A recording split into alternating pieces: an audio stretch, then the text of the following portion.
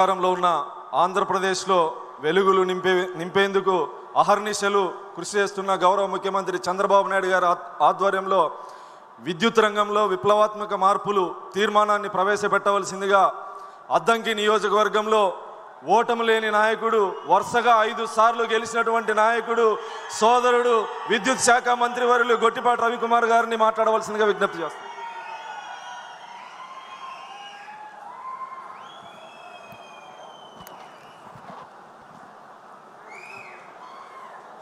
ముందుగా వేదికను అలంకరించిన మన నాయకులు ముఖ్యమంత్రి వర్యులు శ్రీ నారా చంద్రబాబు నాయుడు గారికి, అట్లానే మన యువ నాయకులు లోకేష్ బాబు గారికి, వేదికను అలంకరించిన పెద్దలకి, రాష్ట్ర నలుమూలల నుంచి విచ్చేసిన తెలుగుదేశం పార్టీ కుటుంబ సభ్యులకి అందరూ కూడా ముందుగా పేరు పేరున నా ఉదయపూర్వక నమస్కారాలు.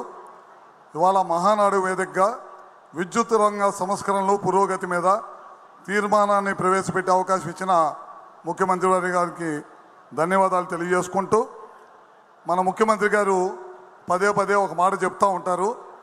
ఒక రాష్ట్రం ఆర్థికంగా అభివృద్ధి చెందాలంటే విద్యుత్ రంగం పాత్ర చాలా కీలకమైందని చెప్పి కూడా మన బాబు గారు ఎప్పుడు కూడా పదే పదే చెప్తూ ఉంటారు. 1995లో ముఖ్యమంత్రిగా అధికారం చేపట్టిన తర్వాత ఈ దేశంలో విద్యుత్ సంస్కరణలు తీసుకొచ్చిన రాష్ట్రం ఏదైనా ఉందంటే అది ఆంధ్రప్రదేశ్ రాష్ట్రం, ముఖ్యమంత్రి నారా చంద్రబాబు నాయుడు గారు అని చెప్పడంలో ఏమాత్రం కూడా సందేహం లేదు. అదేవిధంగా రాష్ట్ర విభజన తర్వాత, విభజన ముందు 2004-14లో ఈ రాష్ట్రంలో విద్యుత్ వ్యవస్థ పరిస్థితి ఏ విధంగా ఉండేదో మీ అందరికీ తెలియంది కాదు. రోజుకి 5 నుంచి 6 గంటలు కరెంటు కోతలు, అదేవిధంగా ఎక్కడన్నా వ్యాపారస్తులు సాయంత్రం పూట పవర్ తోటి ఇండస్ట్రీస్ నడపాలంటే విపరీతమైన ఫైన్లు వేసే పరిస్థితిలోకి విద్యుత్ వ్యవస్థని తోసేయబడిందన్నమాట. అదేవిధంగా 2014లో రాష్ట్ర విభజన అయిపోయిన తర్వాత ముఖ్యమంత్రి నారా చంద్రబాబు నాయుడు గారు తెలుగుదేశం పార్టీ అధికారంలోకి వచ్చిన తర్వాత ఈ రాష్ట్రాన్ని మిగులు విద్యుత్ రాష్ట్రంగా తీర్చిదిద్దిన ఘనత మన ముఖ్యమంత్రి గారిదని చెప్పడంలో ఏమాత్రం కూడా సందేహం లేదు. 24 గంటల కరెంటు ఇచ్చే కార్యక్రమం తీసుకొచ్చిన రాష్ట్రంగా మిగిలిపోయింది. ఈ రాష్ట్రం మళ్ళీ మన పార్టీ అధికారం కోల్పోయే నాటికి ఈ రాష్ట్రంలో మిగులు విద్యుత్ రాష్ట్రంగా పేరుండేదన్నమాట. 1919 నుంచి 24 కాలంలో మనం అధికారం కోల్పోయిన తర్వాత జగన్మోహన్ రెడ్డి అధికారంలోకి వచ్చిన తర్వాత ఈ రాష్ట్రంలో విద్యుత్ వ్యవస్థని సర్వనాశనం చేయడమే కాకుండా 9 సార్లు కరెంటు ఛార్జీలు పెంచిన రాష్ట్రంగా మిగిలిచ్చాడు. అదేవిధంగా వ్యవస్థలన్నీ కూడా సర్వనాశనం చేయడమే కాకుండా ఈ రాష్ట్రంలో పెట్టుబడిదారులందరినీ కూడా తరిమి కొట్టిన ఘనత జగన్ రెడ్డిది అని చెప్పడంలో ఏమాత్రం కూడా సందేహం లేదు. రాష్ట్రం సర్వనాశనం చేయడమే కాకుండా తన అయ్యాయులకు అందరూ కూడా దోసిపెట్టి 1,29,000 కోట్లు బకాయిలు చేసి ఇవాళకు కూడా ప్రజల మీద భారం మోపే పరిస్థితికి ఈ రాష్ట్రాన్ని తీసుకొచ్చిన ఘనత జగన్మోహన్ రెడ్డిది. ఈ రాష్ట్రంలో 17 మంది ముఖ్యమంత్రులు అధికారం చేపడితే 20,000 మెగావాట్లు విద్యుత్ వ్యవస్థని స్థాపిస్తే అందుట్లో 15,000 మెగావాట్లు విద్యుత్ సామర్థ్యాన్ని ఒక్క చంద్రబాబు నాయుడు గారి టైంలోనే పెంచిందని చెప్పడంలో గర్వంగా ఫీల్ అవుతూ ఉన్నాం. అదేవిధంగా మీ అందరికీ ఒక విషయాన్ని తెలియజేయాలి. గాంధీనగర్లో ప్రధానమంత్రి గారి అధ్యక్షతన రెన్యూబుల్ ఎనర్జీకి సంబంధించిన మీటింగ్ ఒకటి జరిగితే దాంట్లో వివిధ రాష్ట్రాల ముఖ్యమంత్రులు, విద్యుత్ మంత్రులు, దేశ నలుమూలల నుంచి వచ్చిన వ్యాపారస్తులు, బ్యాంకర్స్ అందరూ వస్తే ఒక్క చంద్రబాబు నాయుడు గారు మాత్రమే పవర్ పాయింట్ ప్రజెంటేషన్ ఇచ్చి ఈ దేశంలో పరదేశాల్లో ఉన్న వ్యాపారస్తులను అందరూ కూడా ఆకట్టుకున్న ఘనత చంద్రబాబు నాయుడు గారిదని చెప్పి సభాముఖంగా మీ అందరికీ కూడా తెలియజేస్తూ ఉన్నాం. అదేవిధంగా మన రాష్ట్ర ప్రభుత్వం ముఖ్యమంత్రి గారు ఒకటే ధ్యేయంగా పెట్టుకున్నారు. 72 గిగావాట్లు విద్యుత్ గ్రీన్ ఎనర్జీని రాష్ట్రంలో నెలకొల్పాలి. విండ్, సోలార్, పిఎస్పీలు, గ్రీన్ ఎనర్జీ లక్ష్యంగా ముందుకెళ్తుంది ఈ రాష్ట్రం. తద్వారా ఈ నేల మీద నుంచి మన అవసరాలకు కరెంటు వాడకుండా పక్క రాష్ట్రం నలుమూల, దేశ నలుమూలలకు కూడా విద్యుత్ అవసరాలను తీర్చే విధంగా మన రాష్ట్రాన్ని తయారు చేయాలనే ఉద్దేశంతో ఈ ప్రభుత్వం అడుగులేస్తుందని చెప్పి కూడా మీ అందరికీ తెలియజేస్తూ ఉన్నాను. అదేవిధంగా ఈ మధ్య ప్రధానమంత్రి గారు చేపట్టిన సూర్య గారు, పిఎం సూర్య గారు అంటే మన ఇళ్ల మీదే విద్యుత్ తయారు చేసుకునే సదుపాయం కల్పిస్తూ ఉన్నారు.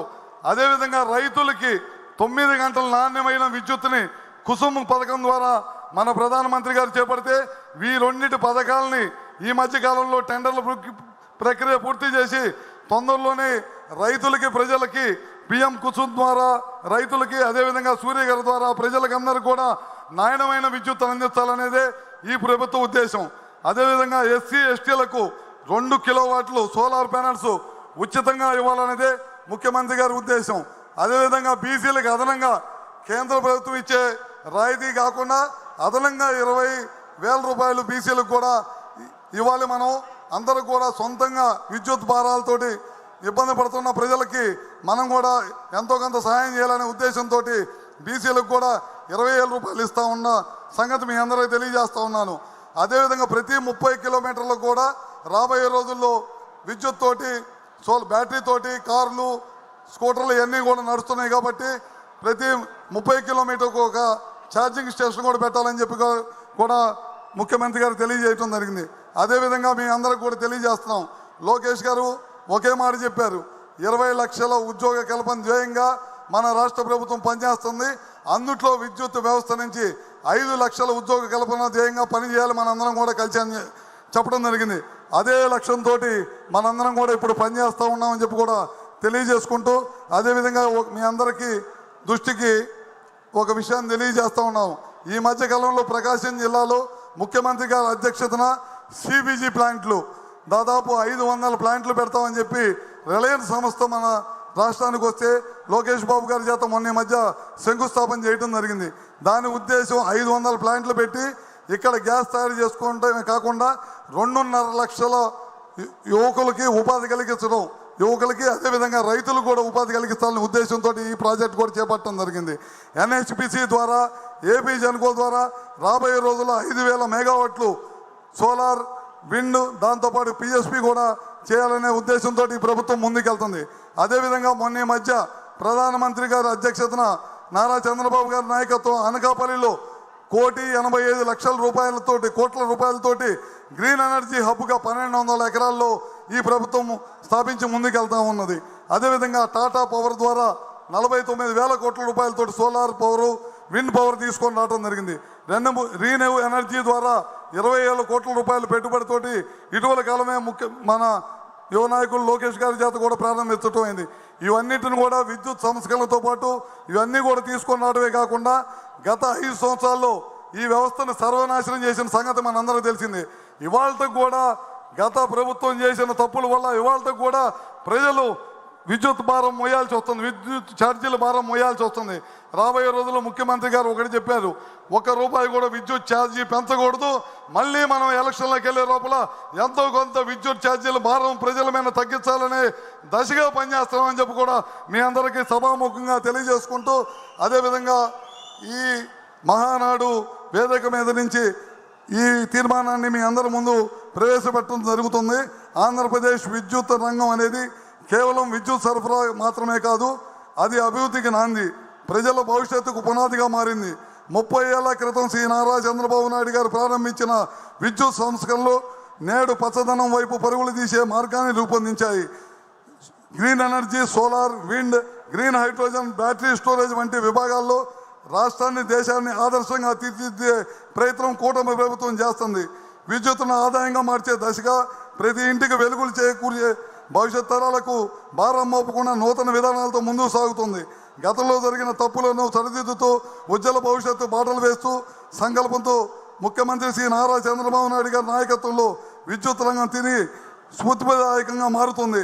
ప్రజల భాగస్వామ్యంతో రాష్ట్రాన్ని కరెంటు కష్టాల నుంచి గ్రీన్ ఎనర్జీ గమ్యంగా తీర్చిదిద్దే దశగా కూటమి ప్రభుత్వం చర్యలు ఆమోదించవలసిందిగా తీర్మానాన్ని ప్రవేశపెడుతున్నాం. అందరూ కూడా పేరు పేరు నమస్కారాలు తెలియజేసుకుంటూ సెలవు తీసుకుంటాం.